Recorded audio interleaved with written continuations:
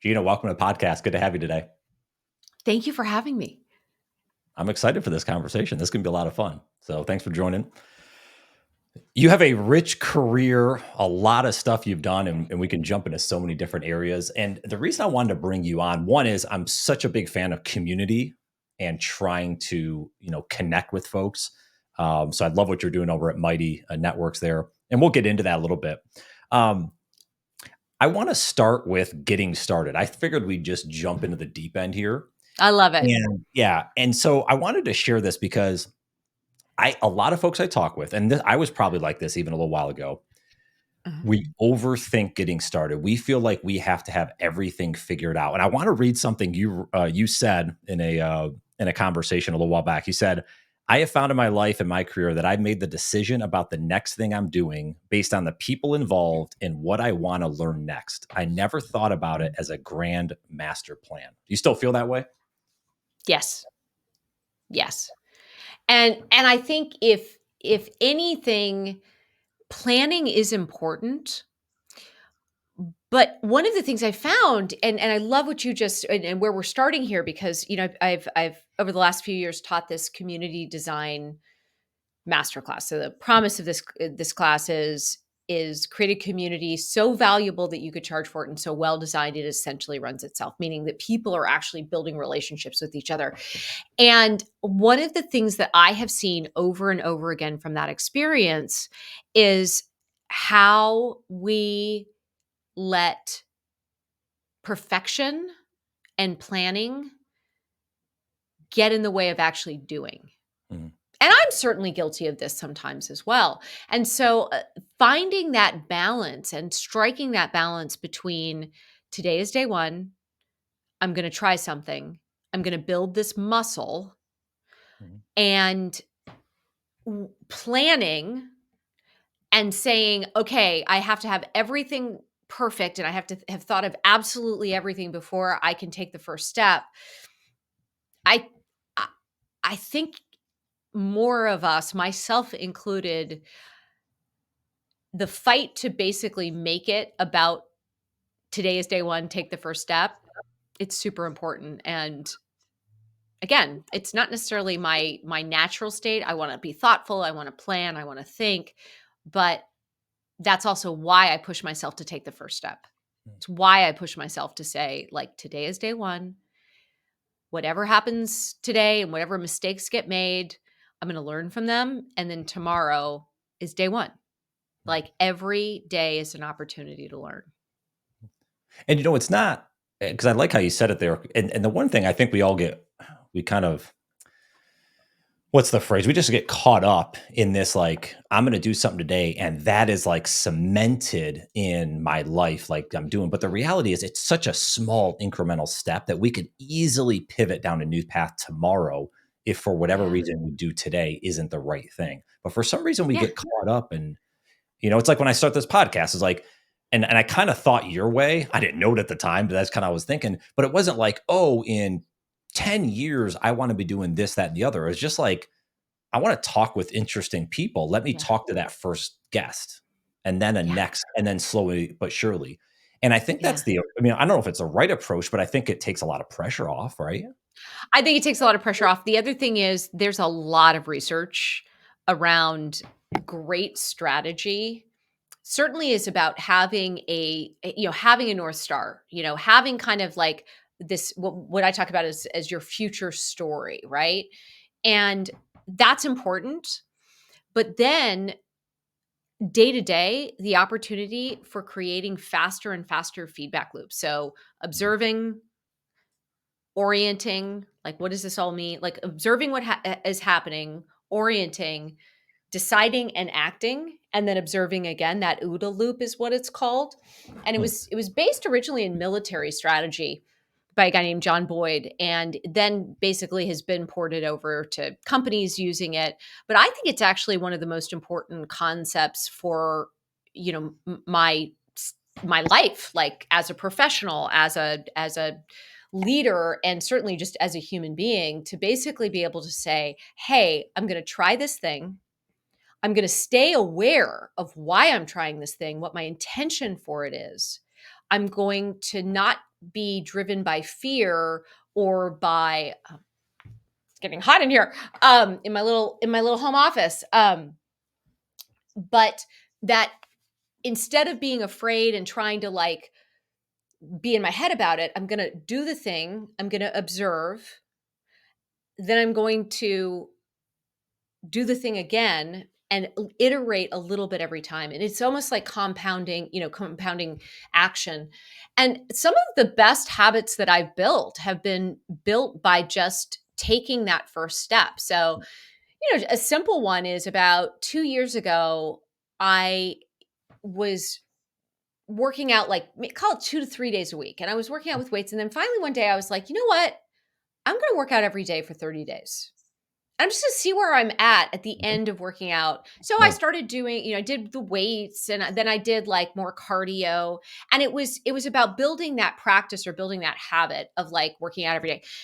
Fast forward 2 years, now if I don't work out, I feel gross. I feel like Yeah. weird. Like I have a very different relationship to exercise and working out and, especially my favorite movement around, which is just lifting heavy stuff. Yeah. There you go. And so what I learned from that experience is that almost everything is about how do you just get started so that you are building the new muscles. Mhm. So, there's a number of things that I sit here today in, on this in this conversation and on this podcast where I'm afraid, like I'm nervous, like afraid's not the right word, like nervous. And the best mental model for me to have about things I want to start doing is, oh, well, I don't have those muscles built.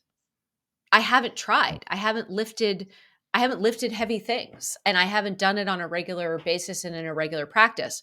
The other thing about once I figured out the habit of like working out, I bit my nails for a really long time, pretty much my whole life. And I decided one day, I'm like, you know what?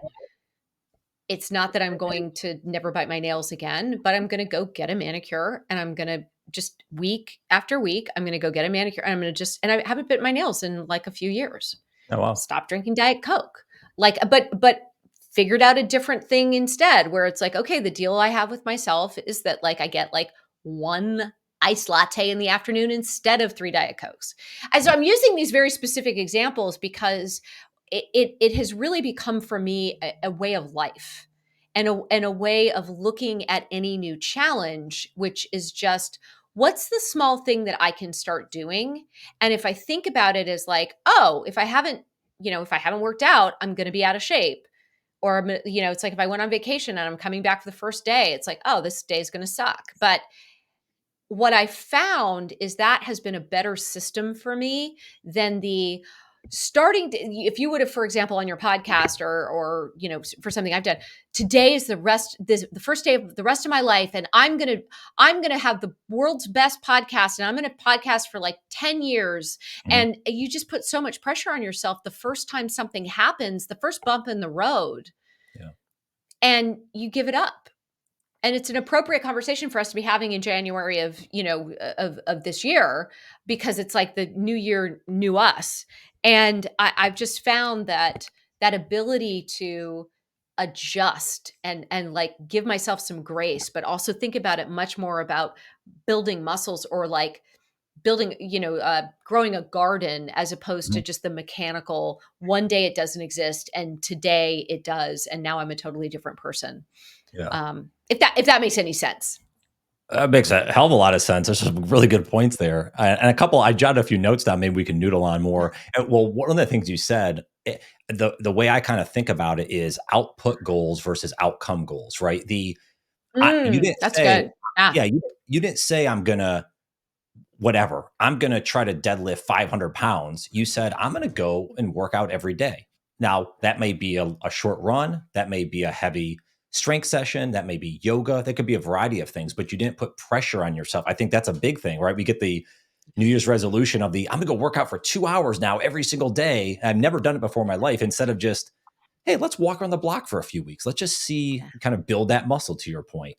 Mhm. So I think that's a big thing. The other thing you brought up, which was really interesting, is, I think, and maybe it's James Clear that said this, maybe someone else close to him, but action creates mood. And this is how I've thought a lot recently is like, you don't say like, Great. I'm motivated. Now I'm going to work out. It's no, I'm going to work Yeah. out. And that gives me the energy to do other things. Is that kind of how you think about it as well? Absolutely. One of the biggest things that I had to change in my relationship to exercise was, I grew up in a society and a culture and an era where you worked out to be skinny. You worked out to Mm, lose weight. Like, what I realized and that, kind of I couldn't escape that. And so if you basically are like, well, I'm really happy, I don't like want to lose weight, so I don't have to work out, right? And what for me it changed my story, and I think James Clear talks about this as well. Like the story I started telling myself around exercise was it clears my head, it makes me nicer, especially like nicer to be around for like, high pressure situations, mhm, which is, my job at Mighty Networks. And so I will be able to handle more. I will be able to make better decisions and be more creative, which means that working out is actually really good for the things I care about, like being good at my job. mm. Yeah. That's a very different story around exercise than I have to go work out because I'm fat. Or Yeah. I don't wanna be fat, or, whatever it might be. And so I think paying attention to the stories that we put around those actions as well, also then feeds moods. Mm, Because the mood comes from what is the story that you are telling, or what is the story I'm telling myself around that action? What does that action do for me? yeah. One of the other, things that a friend of mine says that I just think is so wise is people don't do things that don't work for them. Meaning, when we have bad habits or we operate in relationships a certain way, it's typically because we are getting something out of it. And so really understanding and being intentional about the stories that we tell ourselves that then create the framework or the context for the actions that we take that then produce the moods that we strive Mhm. to have, or the way we live our lives is just, I think, a really interesting thing. Yeah. Well, and it goes back. I was just listening to Tony Robbins. He was on, I don't know if you like Theo Vaughn, if you know who he is, his podcast. He's funny. So I was just listening on Theo Vaughn podcast. I think it's called like Last Weekend or something like that. Something like that. Okay. This past weekend is the name of his podcast. Anyways, that's irrelevant to the fact of like Tony was talking about that is like this positive, like the way that we think it changes everything. So if we have a positive thought, that little bit can trigger so much in the right direction. And if we tell the story that it's negative, to your point, it's a totally different like we Right. shrug our shoulders, we have like a different perspective on it, we start feeling Right. depressed, like all of these emotions change just by purely just how we think about positive versus negative. Absolutely. And this is why, Peter Diamandis and others, one of, I think, Tony's good friends, both of whom are Mighty Network hosts, Mm, um, why they also talk about how important it is to be very intentional about who are the 5 people you spend the most time with. yeah. Because the people that you spend the most time with, the communities that you choose to be in, the they will have the biggest impact on your outlook, the stories you tell yourself, the stories you tell other people, the actions you take, and the moods that you you simmer in, that you spend your time in. And so there's something really important about being intentional and thoughtful about, is this relationship, or are these people that I'm spending my time with, are they leading me down a path to the life I want to live?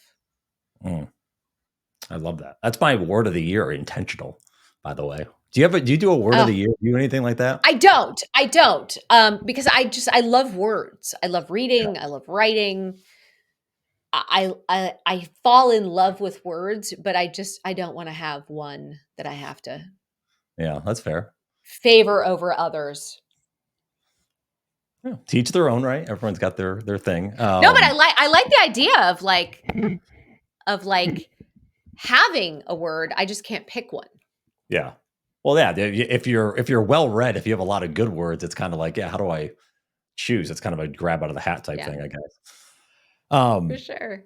I'm going to kind of circle back, double back, whatever they say, right? To we Mhm. talked earlier, and it kind of reminded me.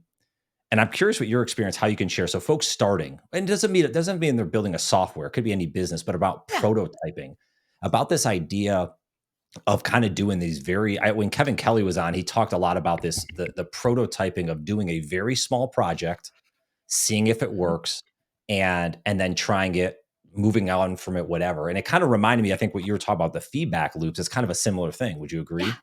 Yeah. Yeah, absolutely. And that's the reason you do prototyping is so that you could have that OODA loop. You have that place that you can start. And that's why it's so important to take the first step. Because Yeah. if you take the first step, now you have something that you can analyze. You can have something that you can observe and orient. And then basically, what is the next step? What is the next action to take? And that's how innovation happens.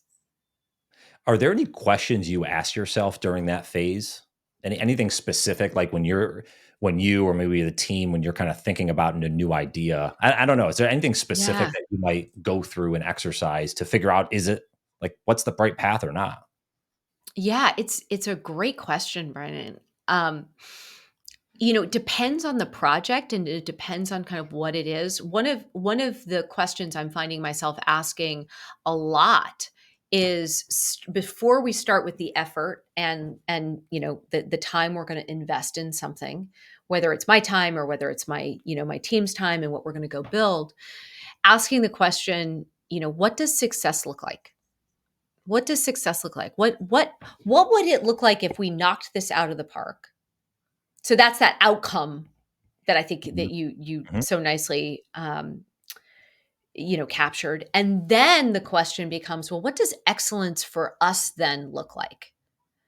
We talk about it. We love I love the Brian Chesky 11-star yeah, experience. yeah, So I think yep, about that for like, okay, so if our outcome is and what success looks like or what winning looks like is X, being able to recruit said high profile entrepreneur to mighty, to mighty networks.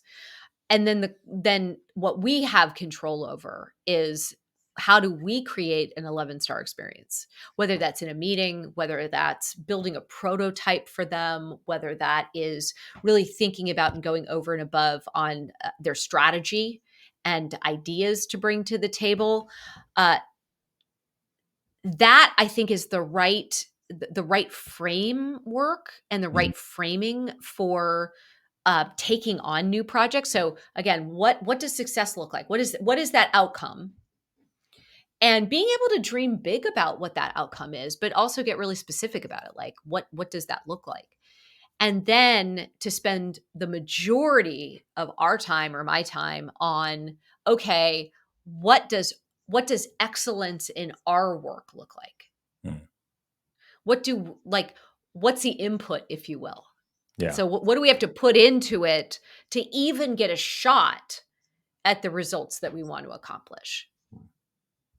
Do you try to have like a time cap of like, all right, we're going to do this project in X amount of months, or like, do you try to put some Yes, guardrails around it? always. Okay. Always. And if you look at the most successful projects in Silicon Valley history, whether that's AdSense or whether that's the Macintosh, or even the iPhone, every single one of those projects had a deadline that was aggressive. Mm, Uber launching in Paris. And so there is something to be said for creating focus. We call it, we love the friend of mine, Christopher Lochhead, who's just a fantastic writer and marketer, calls it category design. He calls it a lightning strike. And that ability to have focus mhm, and let a project consume us and stretch is, I think, absolutely critical to innovation and progress. Yeah, I would agree. Well, what is it? Is it Parkinson's law? Is that the like work expands to fill the time needed for its completion or something like I that? I think think I might that's be right. Yeah, is I think that's right. I think that's right. Yeah, Well, yeah, yeah, 'cause I for think you're sure. right. Like you put a time if you're like, "Oh, I'll do this in a year." It's kind of always the question, why can't you do it in 4 months? Like if you don't know how to do it, then why Mhm. can't it be 4 months? Why does it have to be a year? Because I think Right. again, this goes back And to put the goals way out in the distance. It's like start exactly, and small. that's why I think it's so important to sort of say, "Okay, well, what could we accomplish in a month?" Mhm. Okay, well, if you know, and you start to do that negotiation, and certainly this is, happens a lot with software development, but it's this negotiation of like, "Okay, well, what could we do in a month?" And then, "Oh, but we want that thing, and we want that thing, and we want no, we don't need that thing, you're right, we don't like, we can do that later." And you just start to get to what is, what is the requirements for us to talk about something, internally to our alpha group and then to the general population. Mm. We might go back to that a little bit. I wanted to transition because Mm, I want to talk with you, I think is apropos to talk about purpose. And I also wanted to, and tell me if I'm wrong here, is really with community because it seems like that's your purpose, right? What's funny to me, absolutely.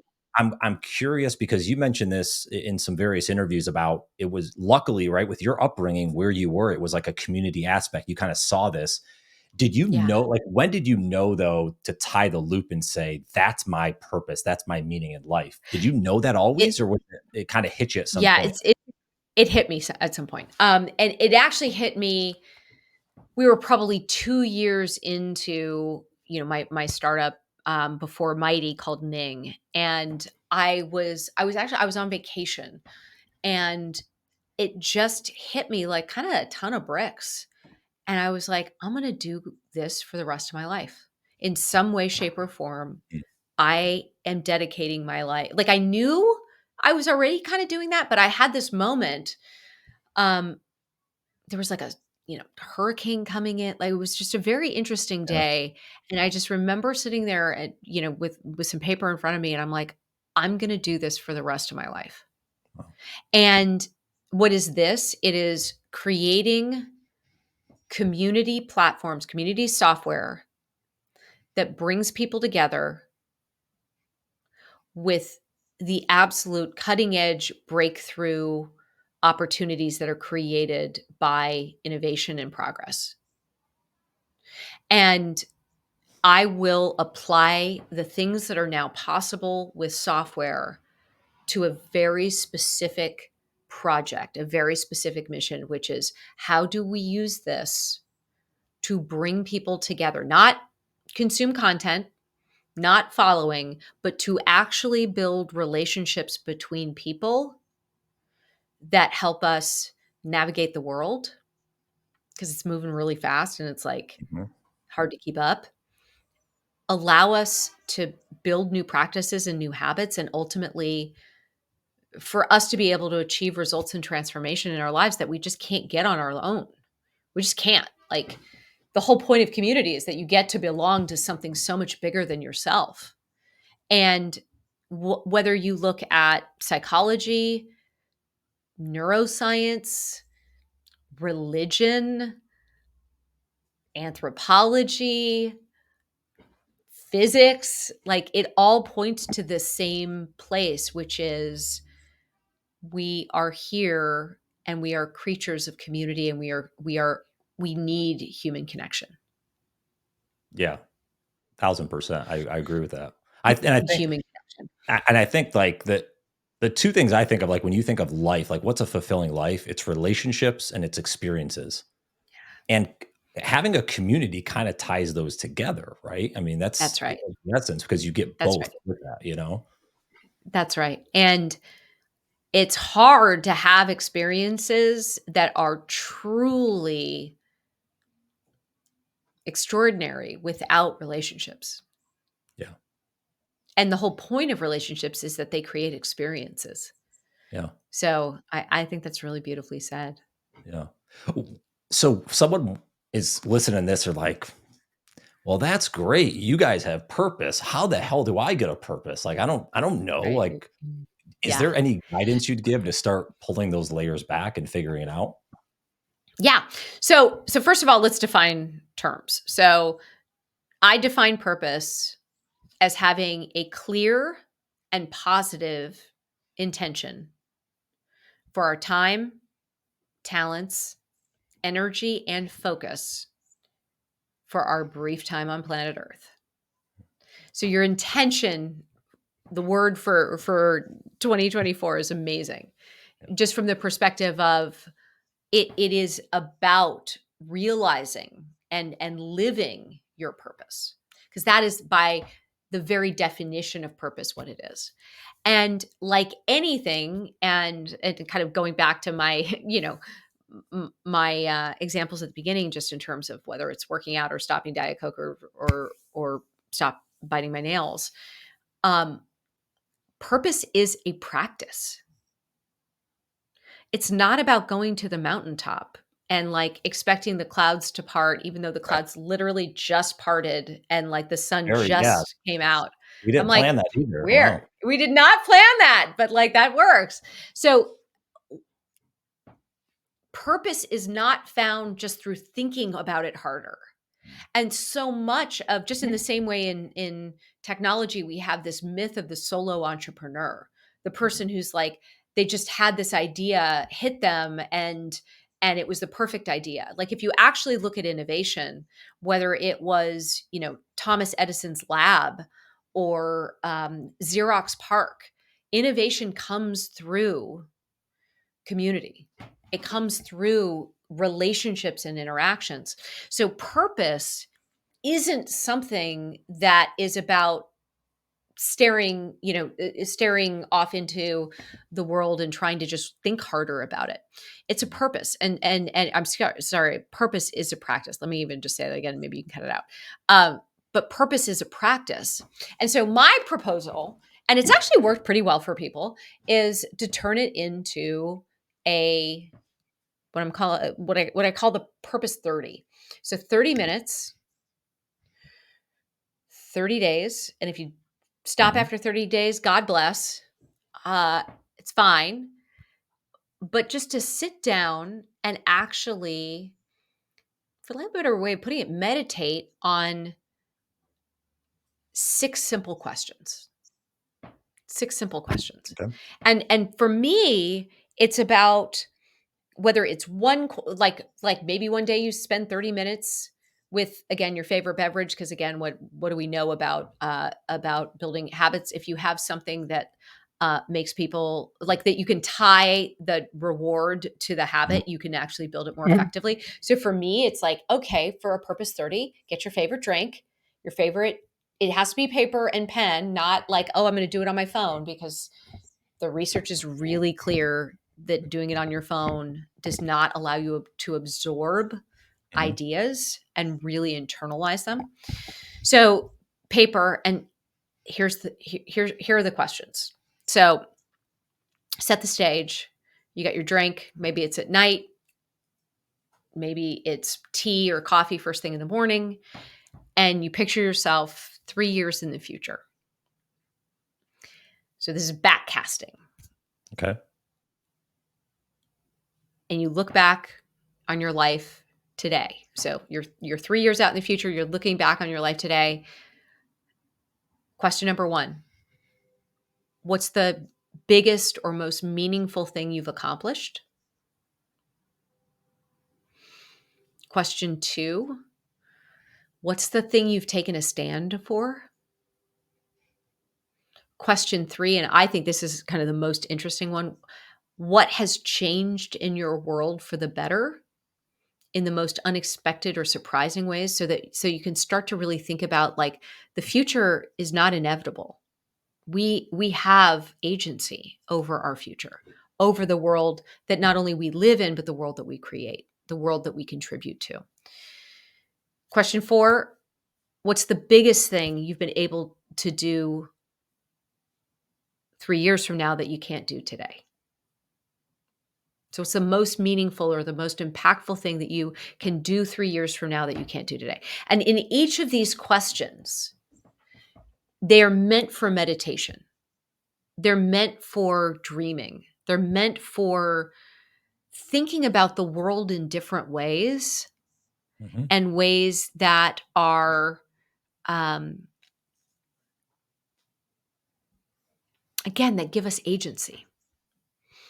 And there's 2 more questions that are optional but fun, which is, again, 3 years in the future, when you think about the friends you're surrounded with, those 5 people Mhm. who are gonna have the biggest impact on your life, your colleagues, and the community that you have built in real life as well as increasingly digitally, then versus now.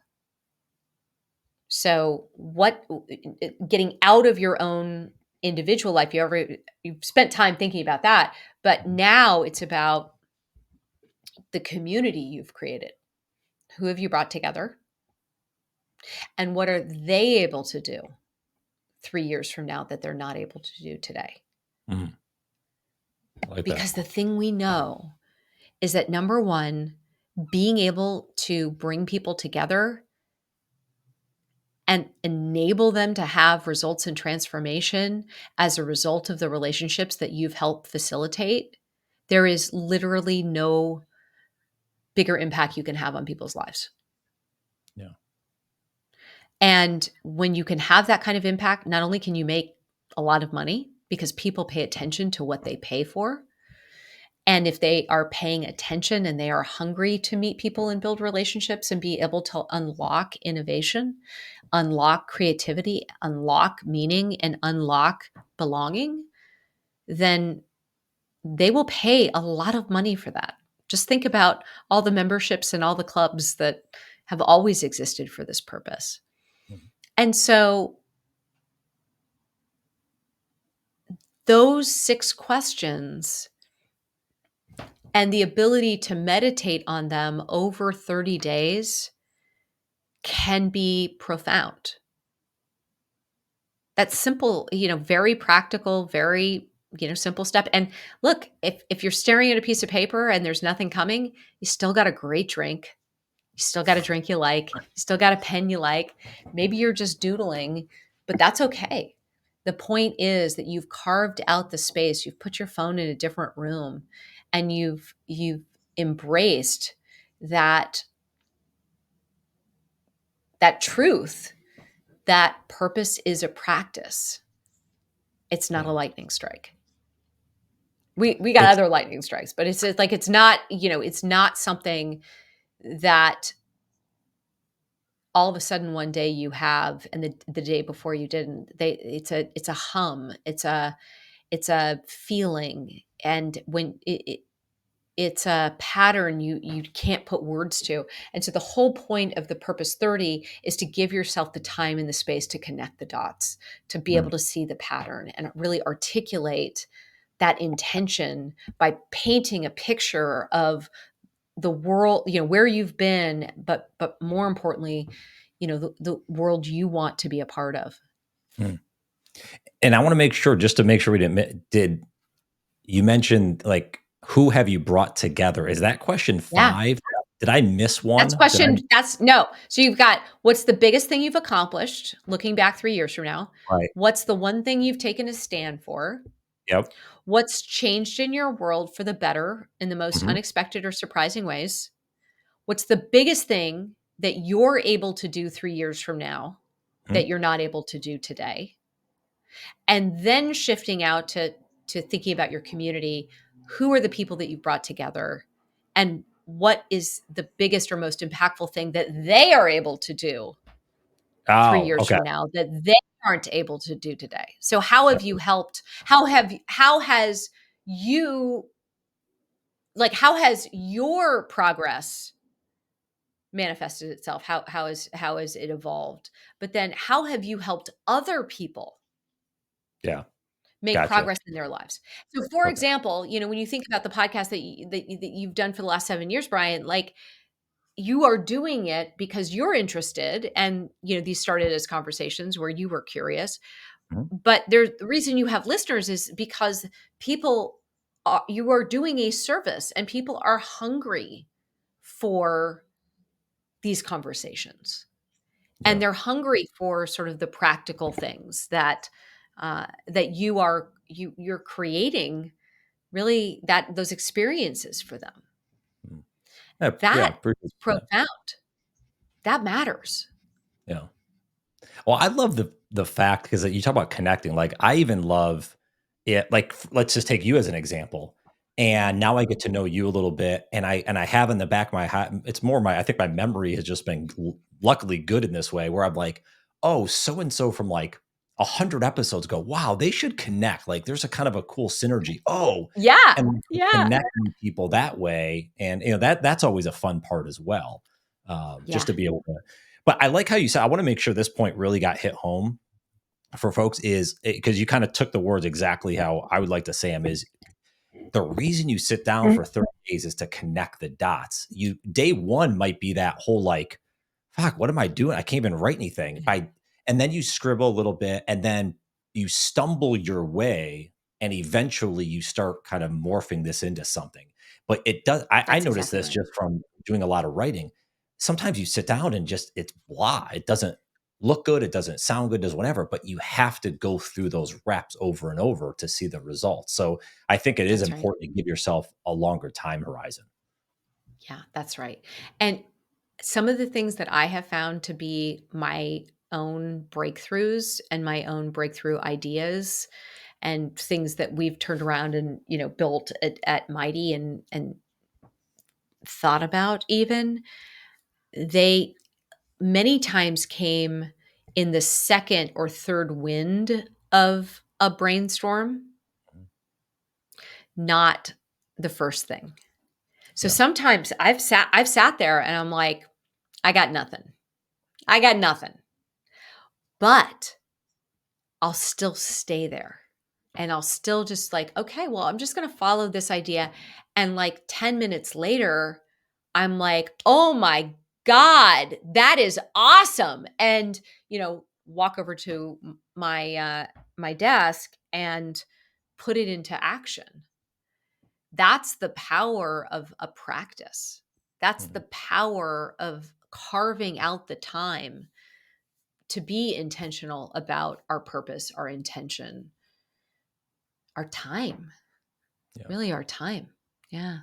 Well, even going back to the let's use the fitness example you're talking about, like putting that in, you can't go to the gym for 10 hours and be like, all right, I'm as fit as I'm ever going to be. It's this practice each day, That's a great micro point. Yeah. practices every day that you do. And then you Yeah. slowly again figure out, oh, this is, oh, wow, I can do one extra pull up today, or I can run 30 seconds quicker in this mile, whatever it is. Mhm. It's the fact of actually doing it over and over again. So, yeah, I think Yep. that's honestly, from what I see, if I had a like top 3 things why people struggle to start, it's Yep. because they're so distracted from sitting down and thinking and just what do I want in life? What do I want to do? We get so focused on all these other things that are Yeah. pulling us and going back to being intentional. Give yourself that time. Go for a walk, sit down, whatever it is. Take away the tech, and all of a sudden, it exposes you to ideas that you may not have considered. Yeah. That's the big Well, thing. and you know what I love about what you just said and that sparked an idea for me is um, what am I doing? Why am I here? Why does all of those questions are not actually that constructive. They're not actually that helpful.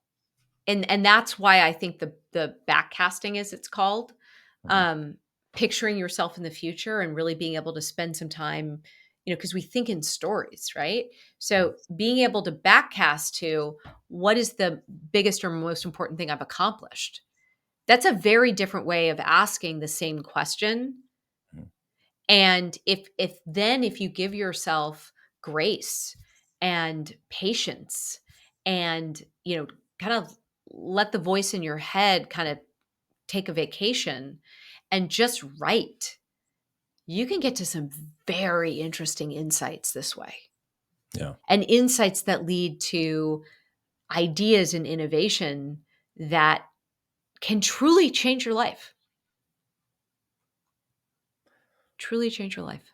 Purpose 30. So I'm gonna let's whoever's listening in, if you got shoot me a note. 30 minutes, 30 days, 6 questions. I want to see people do this. I love it. I think you are right. And I probably don't even do that as much. I'm gonna try it because I always like to tinker. Is like the looking back. I probably don't do that as much. So I'm Yeah. curious. I'll report back. Um, yeah, I literally probably want to talk Please. to you for like 5 more hours here, but I'm like, oh my gosh, our time is already. Geez, where'd the time go? It's gone very fast. Yeah, and we barely touched the surface. I got all these notes sitting here. Okay. I would hope you come on for another episode somewhere down the road. We got to keep talking at I'd some love point. it. Okay. I'd love Um, it. any notes on well, I'm going to kind of open form to you. Anything you'd share with the audience listening, getting started, maybe anything about Mighty that you guys are doing that's exciting from a community standpoint, Yeah. anything at all, what would you share kind of some lasting thoughts? Well, we're about to put some interesting stuff out on Mighty. So by the time this is live, there will be some very fun things to check out. But I'm going to end with sort of one final thought, which is the one that, again, as I stare down a release that we're putting out this coming Tuesday. So you're catching me kind of mid final push. Like Mm, it's like the dress rehearsals yeah. before the opening night. And the two questions or mantras I have, number one is today is day one. Whatever happened yesterday, today is a new day. I don't have to carry that baggage with me. I can take the first step and I can choose to do things differently than I did them yesterday. And the second thing is, what would I do today if I knew I couldn't fail? And those are both questions or both kind of mantras as that are cliches in some, like they're expected. Somebody could be listening to this and be like, "Oh my god, I can't believe she said like today is day 1," or like, "What would you do if you couldn't fail?" But they are mantras for a reason because they are very powerful. And they are both designed to keep forward movement. Keep moving forward and taking risks. Mm, We live in a world where we are insulated from risk.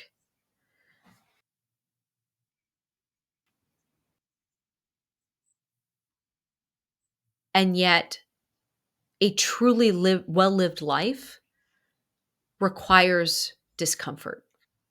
It yeah. requires risk. To have an impact, to really fully experience what it means to create something with a community or a team of other people, all of these things require risk. They require the risk of failure. And nobody, nobody escapes that.